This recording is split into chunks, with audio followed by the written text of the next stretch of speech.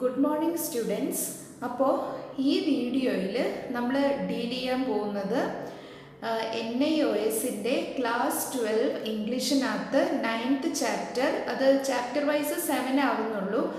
My son will not a beggar be എന്ന് പറയുന്ന വേദ് മെഹത്തയുടെ ചാപ്റ്ററാണ് നമ്മൾ പഠിക്കാൻ പോകുന്നത്. അപ്പോൾ ഇതിൻ്റെ ഫസ്റ്റ് വീഡിയോ നിങ്ങൾ കണ്ടതാണ്. അപ്പോൾ ആദ്യത്തെ വീഡിയോയിൽ ഇതിൻ്റെ ആദ്യത്തെ സെക്ഷനും രണ്ടാമത്തെ സെക്ഷനും നമ്മൾ കവർ ചെയ്തു.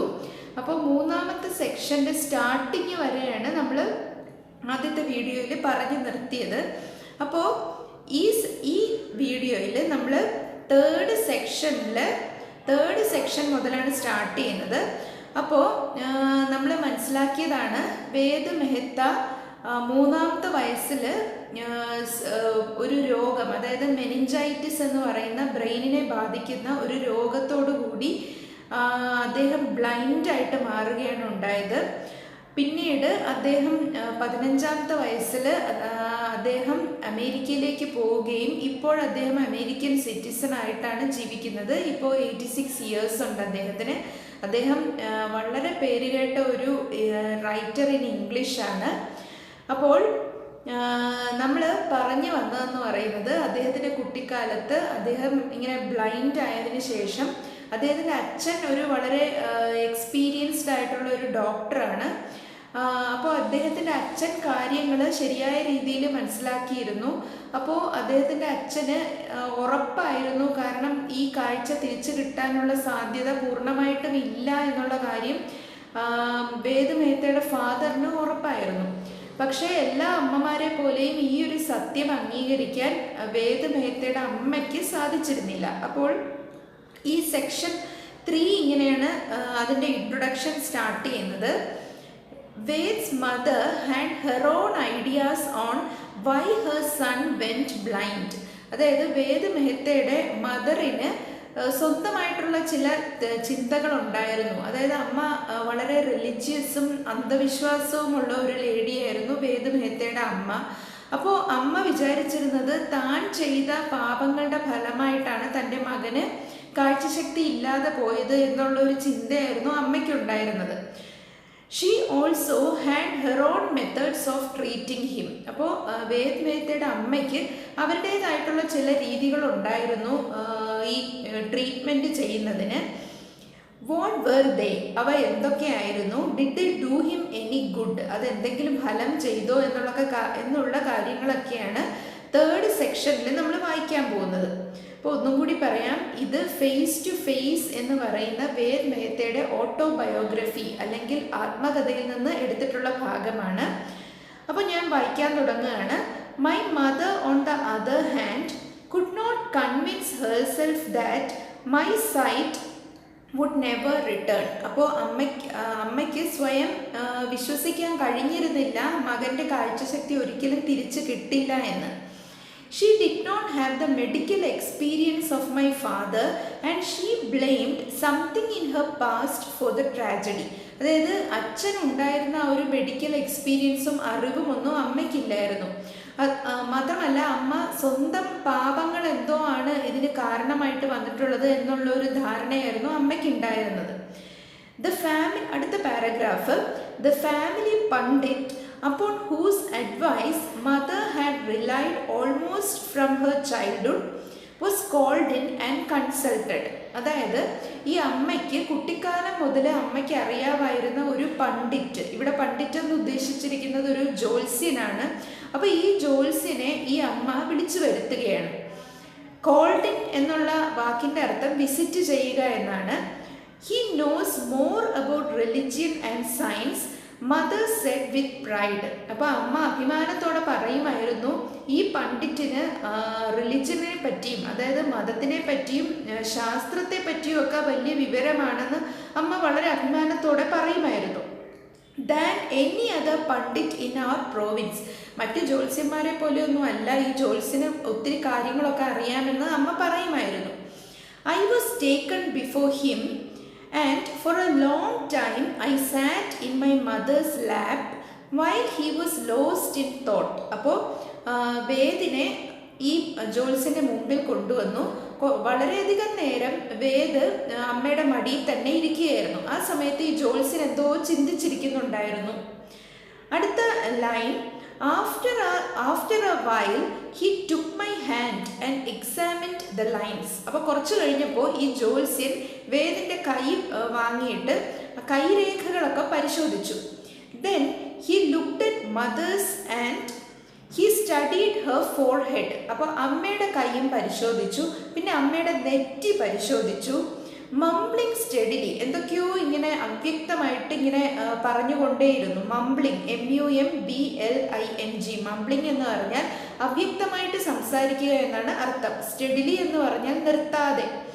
He said he found himself inadequate and more pundits would have to be consulted. അപ്പോൾ അവസാനം ഈ ജോത്സ്യൻ പറഞ്ഞു, ഞാൻ ഇൻഅഡക്വേറ്റ് ആണ്. ഇൻഅഡക്വേറ്റ് എന്ന് പറഞ്ഞാൽ അപര്യാപ്തം. എനിക്ക് മറ്റ് ചില ജ്യോത്സ്യന്മാരോടും കൺസൾട്ട് ചെയ്യാനുണ്ട്. ഇത് പ്രശ്നം ഇത്തിരി ഗുരുതരമാണ് എന്നുള്ള രീതിയിലാണ് അയാൾ പറഞ്ഞത്. At his request they were called and questioned as to what atonement could be made. അപ്പോൾ അറ്റ് ഹിസ് റിക്വസ്റ്റ്, ഈ ജോത്സ്യൻ്റെ അപേക്ഷ പ്രകാരം മറ്റു ചില ജോത്സ്യന്മാരെയും വിളിച്ചു വരുത്തി. എന്നിട്ട് എന്ത് അറ്റോൺമെൻറ്റ്, ATONEMENT, അറ്റോൺമെൻറ്റ് എന്ന് പറഞ്ഞാൽ പ്രായശ്ചിത്തം എന്നാണ് അർത്ഥം. അപ്പോൾ ഈ അമ്മ ചെയ്ത എന്തോ പാപത്തിൻ്റെ ഫലമായിട്ടാണ് കുട്ടിക്ക് ഈ പ്രശ്നം വന്നതെന്നാണല്ലോ ഈ ജ്യോത്സ്യന്മാരൊക്കെ പറഞ്ഞിരുന്നത്. അപ്പോൾ എന്തോ ഒരു പ്രായശ്ചിത്തം ചെയ്യണം അമ്മ, മകനെ കൊണ്ടും ചെയ്യിപ്പിക്കണം, എന്നാൽ മാത്രമേ ഈ പാപത്തിൽ നിന്ന് രക്ഷപ്പെടൂ എന്നുള്ളൊരു അന്ധവിശ്വാസമായിരുന്നു ഈ group ഇവർക്കുണ്ടായിരുന്നത്. They all agreed that by doing penance for her sins, my mother could improve my chance of regaining sight. അതായത് അവരെല്ലാം ഉറപ്പിച്ചു, they all agreed that by doing penance, penance എന്ന് പറഞ്ഞാൽ പ്രായശ്ചിത്തം, പശ്ചാത്താപം എന്നൊക്കെയാണ് അർത്ഥം. അപ്പോൾ അമ്മയുടെ സിൻസ്, സിൻ എന്ന് പറഞ്ഞാൽ പാപങ്ങൾ, പാപം. അപ്പോൾ ഈ പാപങ്ങൾക്ക് പ്രായശ്ചിത്തം ചെയ്യുന്ന കാര്യത്തിൽ അവരൊക്കെ ഒരു എഗ്രിമെൻറ്റിലെത്തി. ഈ പ്രായശ്ചിത്തങ്ങളൊക്കെ ചെയ്തു കഴിഞ്ഞാൽ it could improve my chance of regaining sight, എൻ്റെ കാഴ്ചശക്തി തിരിച്ചു കിട്ടും എന്നവർ പറഞ്ഞു. അടുത്ത paragraph, they prescribed methods ranging from intensive prayers to strenuous physical exertions, and for a fee they agreed to perform part of the necessary religious ceremonies. അങ്ങനെ they prescribed methods, അവർ ചില മെത്തേഡുകളെല്ലാം അവർ prescribe ചെയ്തു. എന്തൊക്കെയായിരുന്നു? റേഞ്ചിങ് ഫ്രം ഇൻറ്റൻസീവ് പ്രേയേഴ്സ്, വളരെ കഠിനമായിട്ടുള്ള പ്രാർത്ഥനകൾ മുതൽ to സ്ട്രെയിനിയസ് physical എക്സേർഷൻസ്, അതായത് ശാരീരികമായിട്ട് ധാരാളം കഠിനാധ്വാനമുള്ള ചില പരിപാടികളുമൊക്കെ ചേർത്ത്. ആൻഡ് ഫോർ എ ഫീ, ഒരു പ്രത്യേക ഒരു ഫീ, അതായത് പണത്തിനാണ് അവർ എഗ്രി ചെയ്തത്. And they agree to perform part of the necessary religious ceremonies. അങ്ങനെ അവർ ഈ റിലീജിയസ് ആയിട്ടുള്ള ചില ചടങ്ങുകളുടെ ഒരു ഭാഗം അവർ ചെയ്യാം എന്നൊക്കെ പറഞ്ഞ് പണവും ഫീസും ഒക്കെ തീരുമാനിച്ചു, ഉറപ്പിച്ചു. Each pundit's advice was carefully heeded. ഓരോ ജ്യോത്സ്യന്മാരുടെയും ഉപദേശം വളരെ ശ്രദ്ധാപൂർവം കേട്ടു. ഹീഡഡ് എന്ന് പറഞ്ഞാൽ ശ്രദ്ധിച്ചു എന്നാണ് അർത്ഥം. HEEDED. Since my mother knew that my father would dislike such methods. അമ്മയ്ക്ക് അറിയാമായിരുന്നു അച്ഛൻ ഒരിക്കലും ഇത്തരം മണ്ടത്തരങ്ങളൊന്നും സമ്മതിക്കില്ല എന്ന് അമ്മയ്ക്ക് അറിയാമായിരുന്നു. അതുകൊണ്ട് എന്ത് ചെയ്തു അമ്മ? She kept dum secret. ഈ കാര്യങ്ങളൊക്കെ രഹസ്യമായിട്ട് വെച്ചു. Making it ഡബിളി hard for herself. അപ്പോൾ ഈ രഹസ്യമായിട്ട് വെച്ച് ഇതൊക്കെ ചെയ്യുക എന്ന് പറഞ്ഞാൽ വളരെ ബുദ്ധിമുട്ടേറിയ ഒരു കാര്യമായിരുന്നു. ഇനി അടുത്ത paragraph, along with this religious council there was a series of visits of hakims, physicians who followed the Greek or Unani system of medicines. അപ്പോൾ ഈ ജ്യോത്സ്യന്മാരുടെ ഒപ്പം തന്നെ മറ്റൊരു ഗ്രൂപ്പിനെയും കൂടെ അമ്മ കൺസൾട്ട് ചെയ്തിരുന്നു. ആരായിരുന്നു അത്? Along with this religious council, COUNSEL, council എന്ന് പറഞ്ഞാൽ ഉപദേശം എന്നാണ് അർത്ഥം. അപ്പോൾ ഈ ഉപദേശങ്ങളോടൊപ്പം തന്നെ there were a series of visits to hakims, ഹക്കിമുകളെയും പോയി കണ്ടിരുന്നു. ഹക്കിം എന്ന് പറഞ്ഞാൽ അവർ ഒരുതരം വ്യാജ വൈദ്യന്മാരാണ്. Who followed Greek Unani medicines ഒക്കെ വെച്ച് ചികിത്സിക്കുന്ന ക്വാക്കുകൾ, അതായത് വ്യാജ വൈദ്യന്മാരാണ് ഈ ഗ്രൂപ്പ്. അറേബ്യൻ, പേർഷ്യൻ ഭാഗങ്ങളിൽ നിന്നാണ് ഈ യുനാനി എന്നൊക്കെ പറയുന്ന ചികിത്സാ രീതികൾ ഇവിടെ എത്തിയിട്ടുള്ളത്. ഇപ്പോഴും നമ്മുടെ നാട്ടിൽ ഇത്തരം ചികിത്സാ രീതികളുണ്ട്. ഈ വ്യാജ ചികിത്സകളിൽ പെടുന്ന ചികിത്സാ രീതികളാണ് യുനാനി, ഹോമിയോ, ആയുർവേദ. ഇതൊക്കെ തന്നെയും സ്യൂഡോ സയൻസ് ആണ്, അതായത് ശാസ്ത്രീയ അടിസ്ഥാനമില്ലാത്ത ചികിത്സാ രീതികളാണ്. പക്ഷേ നമ്മുടെ നാട്ടുകാർ ഇപ്പോഴും ഫോളോ ചെയ്യുന്നതുമായിട്ടുള്ള ചികിത്സാ രീതികളാണ് ഇതൊക്കെ തന്നെ. അപ്പോൾ അടുത്തത് ദീസ് ക്വാക്സ്, QUACKS, ക്വാക്സ് എന്ന് പറഞ്ഞാൽ വ്യാജ വൈദ്യൻ എന്നാണ് അർത്ഥം. These quacks prescribed all types of concocted drops, CONCOCTED, concocted എന്ന് പറഞ്ഞാൽ പലതരം കൂട്ടിച്ചേർത്ത മരുന്നുകൾ, പല പല ഇൻഗ്രീഡിയൻസ് കൂട്ടിച്ചേർത്തുള്ള മരുന്നുകൾ അവർ പ്രിസ്ക്രൈബ് ചെയ്തു എന്നാണ് പറയുന്നത്. Drops to put in my eyes, അപ്പോൾ ഈ മരുന്നുകൾ ഈ കുട്ടിയുടെ കണ്ണിൽ ഒഴിക്കാനാണ് അവർ പ്രിസ്ക്രൈബ് ചെയ്തത്. The surmas which were administered at all hours of the day and night burned and stung my eyes. അപ്പോൾ ഈ യുനാനി ചികിത്സകരെ കൊടുത്ത സുറുമകൾ, സുറുമ എന്ന് പറഞ്ഞാൽ കണ്ണിൽ ഇടുന്ന കൺമഷി പോലെ ഒരു വസ്തുവാണ്. അപ്പോൾ ഇത് ഓരോ മണിക്കൂർ ഇടവിട്ട് ഈ കുട്ടിയുടെ കണ്ണിൽ ഒഴിക്കുമായിരുന്നു. അപ്പോൾ ഇത് വളരെയധികം നീറ്റലുണ്ടാക്കുന്ന ഒരു അനുഭവമായിരുന്നു ഈ കുഞ്ഞിന് ഉണ്ടാക്കിയിരുന്നത്. അപ്പോൾ it burned and stung my eyes, കണ്ണ് പുകയുന്നത് പോലൊരു ഫീലിംഗ് ആയിരുന്നു. സ്റ്റങ് എന്ന് പറഞ്ഞാൽ കുത്തുക, കുത്തുന്നതിൻ്റെ third form of the verb, സ്റ്റിങ്ങിൻ്റെ തേർഡ് ഫോമാണ് സ്റ്റങ് എന്ന് പറയുന്നത്. And the only soothing part of the miserable ordeal was the loving cares of mother afterwards. അപ്പോൾ ഈ ഒരു ചികിത്സാ രീതി കഴിഞ്ഞതിന് ശേഷം ആകപ്പാടെയുള്ള സൂതിങ് പാർട്ട്, അതായത് എനിക്ക് സൂതിങ് എന്ന് പറഞ്ഞാൽ വളരെ നല്ല ഒരു അനുഭവം, സ്മൂത്തനിങ്, ഒരു സോഫ്റ്റ് ആയിട്ടുള്ള അനുഭവം എന്തായിരുന്നു? Soothing part of the miserable ODL. Miserable എന്ന് പറഞ്ഞാൽ വളരെ കഷ്ടം നിറഞ്ഞ, ഓഡിയൽ, ORDEAL, ഓഡിയൽ എന്ന് പറഞ്ഞാൽ പരീക്ഷണം അല്ലെങ്കിൽ അഗ്നിപരീക്ഷ എന്നൊക്കെയാണ് അർത്ഥം. അപ്പോൾ ഈ ഒരു അഗ്നിപരീക്ഷയ്ക്ക് ശേഷം ആകപ്പാടെയുള്ള ആശ്വാസം എന്ന് പറഞ്ഞാൽ was the loving caresses of mother, അമ്മയുടെ സ്നേഹപൂർവ്വമുള്ള ഒരു ലാളന മാത്രമായിരുന്നു. CARES, കെയറസ് എന്ന് പറഞ്ഞാൽ ലാളന എന്നാണ് അർത്ഥം. ഓഫ് മദർ ആഫ്റ്റർവേർഡ്സ്, അപ്പോൾ ഈ ഒരു പരീക്ഷണത്തിന് ശേഷം അമ്മ വളരെയധികം ലാളിക്കുമായിരുന്നു. അത് മാത്രമായിരുന്നു ഈ ഒരു ചികിത്സയിൽ ഈ കുഞ്ഞിന് കിട്ടിയ ഒരു ആശ്വാസം. അടുത്ത paragraph, One night when my mother was administering these eye drops, ഒരു ദിവസം രാത്രിയിൽ ഈ മരുന്ന് കണ്ണിൽ ഒഴിച്ചുകൊണ്ടിരിക്കുമ്പോൾ, and I was protesting with loud cries, ഞാൻ ഉറക്കെ കരയുകയായിരുന്നു. My father unexpectedly returned, അച്ഛൻ ഒട്ടും പ്രതീക്ഷിക്കാതെ കയറി വന്നു. He asked and I told him why I was crying, അച്ഛൻ ചോദിച്ചപ്പോൾ ഞാൻ പറഞ്ഞു എന്താണ് സംഭവിക്കുന്നതെന്ന്. He was very angry, അച്ഛന് വളരെയധികം ദേഷ്യമുണ്ടായി. He forbade her to make any more visits to the Hakims, അമ്മയെ അച്ഛൻ വിലക്കി. ഫോർബിഡ് എന്ന് പറയുന്ന, ഫോർബിഡിൻ്റെ പാസ്റ്റ് ടെൻസ് ആണ് ഫോർബെയ്ഡ്. ഫോർബെയ്ഡ് എന്ന് പറഞ്ഞാൽ വിലക്കുക എന്നാണ് അർത്ഥം. അപ്പോൾ അച്ഛൻ വിലക്കി. എങ്ങനെ? To make any more visits to the hakims, ഹക്കിംസിനെ ഒന്നും ഇനി കാണാൻ പോകരുത് എന്ന് അച്ഛൻ വിലക്കി.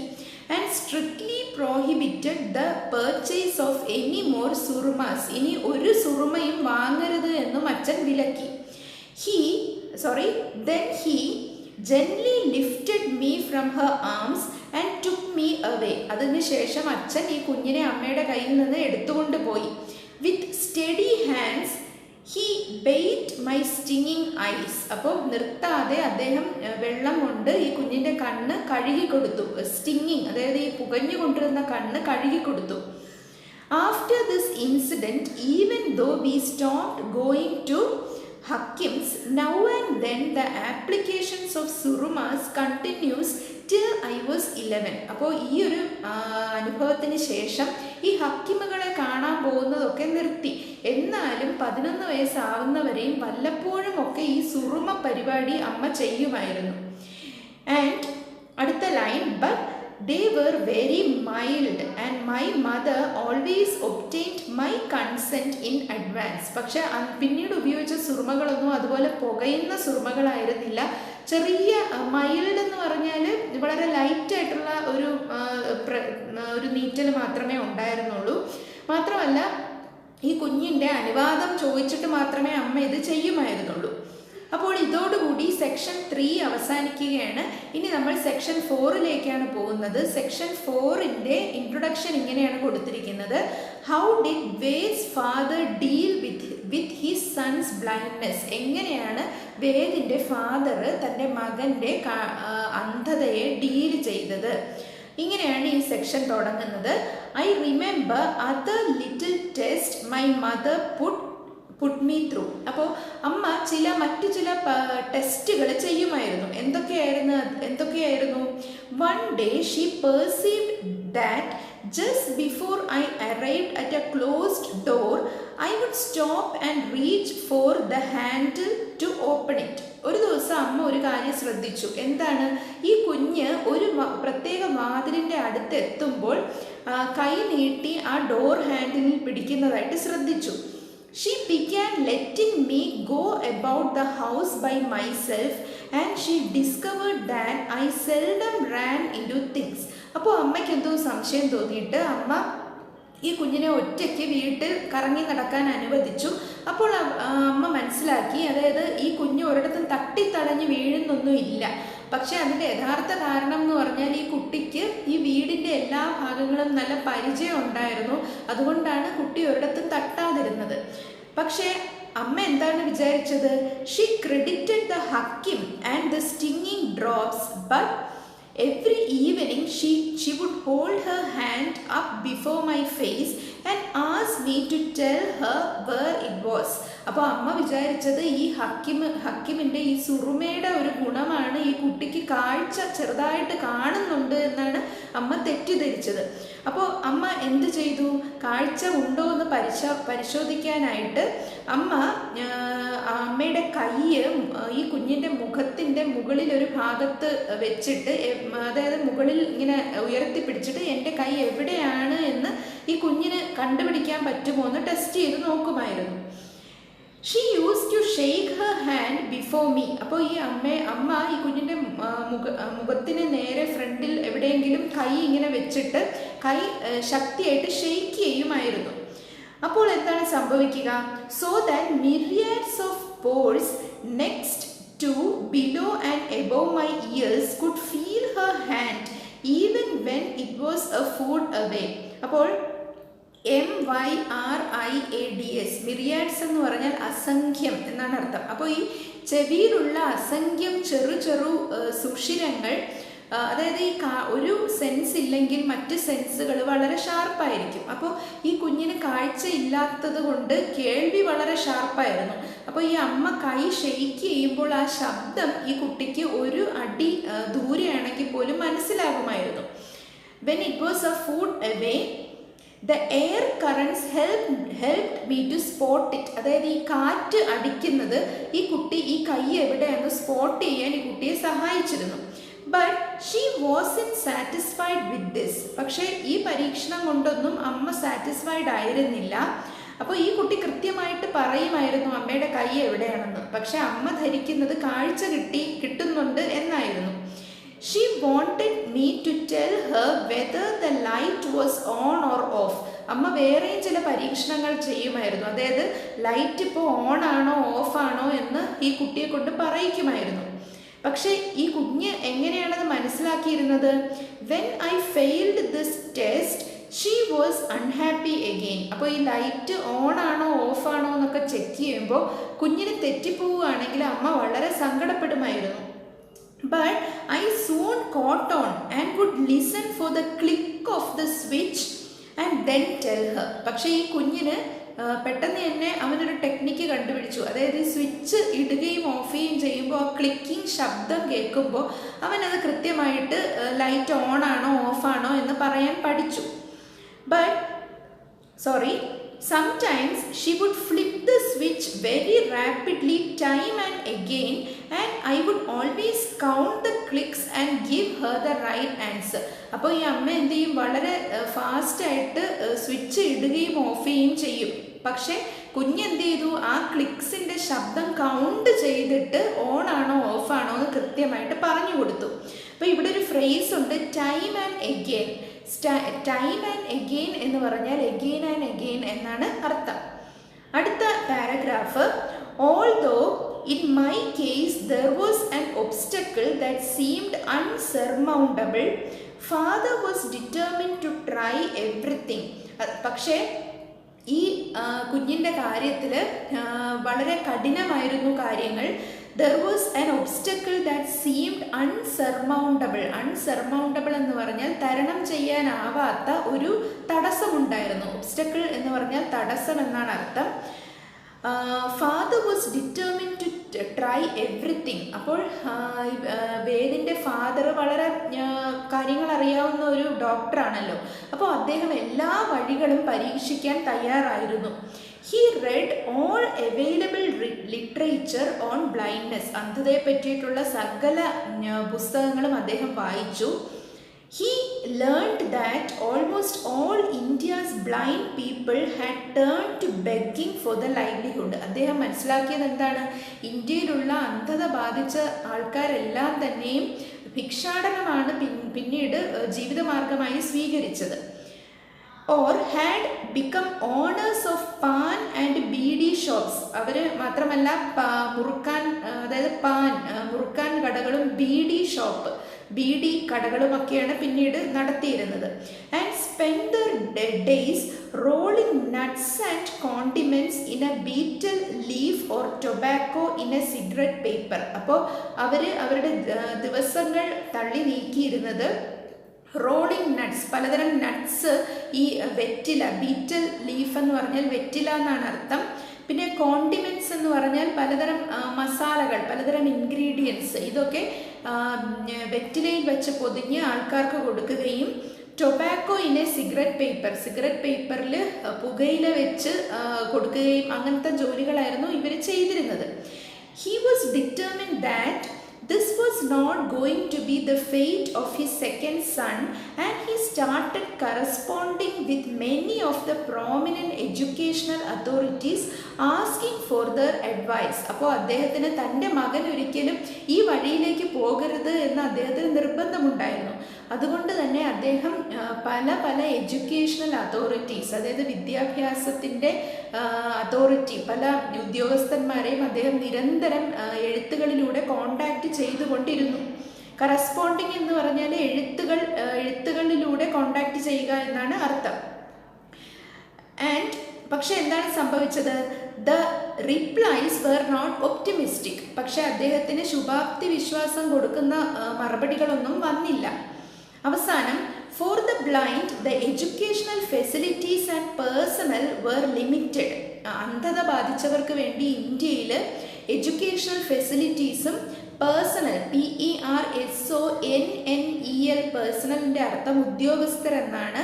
PERSONAL, പേഴ്സണലിൻ്റെ അർത്ഥം വ്യക്തിപരം എന്നാണ്. അപ്പോൾ അങ്ങനത്തെ ഫെസിലിറ്റീസ് ഒക്കെ വളരെ കുറവായിരുന്നു. And often the schools became semi asylums with all ages grouped together in classes without any gradation systems. അപ്പോൾ ഈ അന്ധതയുള്ളവർക്ക് വേണ്ടിയിട്ടുള്ള സ്കൂളുകളൊക്കെ തന്നെയും ഒരു അസൈലം പോലെയായിട്ട് മാറിയിട്ടുണ്ടായിരുന്നു. അസൈലം എന്ന് പറഞ്ഞാൽ ശരണാലയം, ഭ്രാന്താലയം, അങ്ങനെയുള്ള മീനിങ്സാണ് അസൈലം എന്നുള്ള വേർഡിനുള്ളത്. അപ്പോൾ ഈ നമ്മുടെ ഇന്ത്യയിൽ അന്നത്തെ കാലത്ത് ഉണ്ടായിരുന്ന ബ്ലൈൻഡ് സ്കൂളുകളിലൊന്നും ഗ്രേഡേഷൻ ഒന്നും ഇല്ലായിരുന്നു. അതായത് 1ാം ക്ലാസ് 2ാം ക്ലാസ് അങ്ങനെ ഒരു ഗ്രേഡിംഗ് ഒന്നും ഇല്ലായിരുന്നു. എല്ലാ ഏജ് ഗ്രൂപ്പിലെ ആൾക്കാരെയും കൂടെ ഒരുമിച്ച് കൂട്ടിയിട്ട് അശാസ്ത്രീയമായിട്ടുള്ള ഒരു രീതിയൊക്കെ ആയിരുന്നു അന്ന് ഫോളോ ചെയ്തിരുന്നത്. My father still പെർസിസ്റ്റഡ്, for he knew that my staying at home would result in my becoming a pampered child. അപ്പോൾ ഈ വേദിൻ്റെ ഫാദറിന് അറിയാമായിരുന്നു ഇങ്ങനെ ഈ പോക്ക് പോവുകയാണെങ്കിൽ, വീട്ടിൽ തന്നെ വേദ് ഇങ്ങനെ കഴിഞ്ഞുകൂടുകയാണെങ്കിൽ ഒരു പാമ്പേർഡ് ചൈൽഡായിട്ട് മാറും, അല്ലെങ്കിൽ അമിത ലാളനയേറ്റ് വഷളായി പോകുന്ന ഒരു സ്ഥിതിയിലായി മാറുമെന്ന് അദ്ദേഹത്തിന് അറിയാമായിരുന്നു. He realized as well that I would have difficulty playing with normal children and that my mother would always be afraid to let me leave the immediate premises. അപ്പോൾ ഇങ്ങനെ പോവുകയാണെങ്കിൽ വേദിന് മറ്റു കുട്ടികളുമായിട്ട് മിങ്കിൾ ചെയ്യാനുള്ള കഴിവ് നഷ്ടപ്പെടും. പിന്നെ അമ്മ ദൂരേക്കൊന്നും ഈ കുഞ്ഞിനെ വിടില്ല, അങ്ങനൊരു സ്ഥിതിയിലായി പോകും. At last he heard of Dr. R.M. Haldar, principal of Dadar School for the Blind in Bombay. അവസാനം വേദിൻ്റെ ഫാദർ ഡോക്ടർ ആൽദം ഹാർദർ എന്ന് പറയുന്ന ഒരു പ്രിൻസിപ്പൽ, ദാദർ സ്കൂൾ, ബോംബെയിലെ ദാദർ സ്കൂളിൻ്റെ പ്രിൻസിപ്പലിനെ പറ്റി കേൾക്കുന്നു. My father wrote to him asking for advice. അപ്പോൾ അദ്ദേഹത്തിൻ്റെ ഉപദേശം അറിയാനായിട്ട് അദ്ദേഹത്തിന് എഴുത്തയച്ചു. Dr. Haldar showed unusual interest in my case and promised to take special care and personal responsibility for me if I were sent to his school. അപ്പോൾ ഈ ഹാൽദർ എന്ന് പറയുന്ന അദ്ദേഹം വളരെയധികം താല്പര്യമെടുക്കുകയും അദ്ദേഹം തിരിച്ചെഴുതി ഈ കുഞ്ഞിനെ തൻ്റെ സ്കൂളിൽ വിടുകയാണെങ്കിൽ ഞാൻ വ്യക്തിപരമായിട്ട് നല്ല രീതിയിൽ ഉത്തരവാദിത്തം എടുത്തോളാം എന്ന് തിരിച്ച് എഴുതി. അടുത്ത paragraph, when my mother learned of my father's decision to send me to the Dadar school, she was appalled. അപ്പോൾ അച്ഛൻ്റെ ഈ തീരുമാനം അറിഞ്ഞു കഴിഞ്ഞപ്പോൾ അമ്മ വളരെയധികം പരിഭ്രാന്തയായി. appalled, APPALLED, appalled എന്ന് പറഞ്ഞാൽ പരിഭ്രാന്തയായി എന്നാണ് അർത്ഥം. She could not understand the reason for sending me 900 miles away from home to attend school with orphans and children of the poorest classes. അപ്പോൾ അമ്മയ്ക്ക് മനസ്സിലായില്ല എങ്ങനെയാണ് ഈ കുഞ്ഞിനെ 900 മൈലുകൾക്കപ്പുറമുള്ള ഈ സ്കൂളിൽ വിടുന്നതെന്ന്. എങ്ങനെയുള്ള കുട്ടികളോടൊപ്പം പഠിക്കാനാണ്? ഓർഫൻസ്, അനാഥരും, children of the poorest classes, വളരെ പാവപ്പെട്ട കുട്ടികളോടൊപ്പവും പഠിക്കാനായിട്ട് ഇത്രയും ദൂരെ എങ്ങനെ വിടും എന്ന് ഓർത്ത് അമ്മ പരിഭ്രാന്തയായി. Yet she placed her faith in my father's superior judgment. പക്ഷേ അമ്മ അവസാനം അച്ഛൻ്റെ തീരുമാനത്തിന് വഴങ്ങി. And in her quiet way she agreed. അങ്ങനെ അവസാനം അമ്മ അതിന് സമ്മതം മൂളുകയാണ് ഉണ്ടായത്. അപ്പോൾ ഇത്രയുമാണ് ഈ ചാപ്റ്റർ. അപ്പോൾ നമുക്ക് മനസ്സിലാക്കാം, അദ്ദേഹം ഈ സ്കൂളിൽ പോവുകയും പിന്നീട് 15-ാമത്തെ വയസ്സിൽ അമേരിക്കയിലേക്ക് പോവുകയും അദ്ദേഹം പിന്നീട് ഡബിൾ BAയും MAയും ഒക്കെ പാസ്സാവുകയും അദ്ദേഹം വലിയൊരു എഴുത്തുകാരനായി മാറുകയും ഒക്കെയാണ് ഉണ്ടായത്. അപ്പോൾ അദ്ദേഹം ബ്രെയിൽ ലിപി ഉപയോഗിച്ചും പിന്നെ അമേരിക്കയിലെ ഓക്സ്ഫോർഡ് യൂണിവേഴ്സിറ്റിയിലും ഹാർവേഡ് യൂണിവേഴ്സിറ്റിയിലും ഒക്കെ ആയിട്ടായിരുന്നു അദ്ദേഹത്തിൻ്റെ വിദ്യാഭ്യാസം. അപ്പോൾ അവിടെ അദ്ദേഹത്തിൻ്റെ ഒരു റീഡറാണ്, അവിടെയുള്ള ഒരു സ്റ്റുഡൻറ്റ് റീഡറാണ് അദ്ദേഹത്തിന് ഈ ബുക്കുകളെല്ലാം വായിച്ച് കൊടുക്കുകയും അങ്ങനെ അത് കേട്ട് പഠിച്ചൊക്കെയാണ് അദ്ദേഹം വിദ്യാഭ്യാസം പൂർത്തീകരിച്ചത്. അപ്പോൾ ഈ ഫേസ് ടു ഫേസ് എന്ന് പറയുന്ന അദ്ദേഹത്തിൻ്റെ ഓട്ടോബയോഗ്രഫി വായിക്കാൻ സാധിക്കുകയാണെങ്കിൽ അത് വളരെ നല്ലതായിരിക്കും. അപ്പോൾ ഇത്രയുമാണ് ഈ ചാപ്റ്ററിൻ്റെ കണ്ടൻറ്റ്. അപ്പോൾ ഇനി അടുത്ത ഈ ലെസണിൽ നിന്നുള്ള ഗ്രാമറും PDF നോട്ട്സും ഒക്കെ കിട്ടുന്നതായിരിക്കും. Thank you.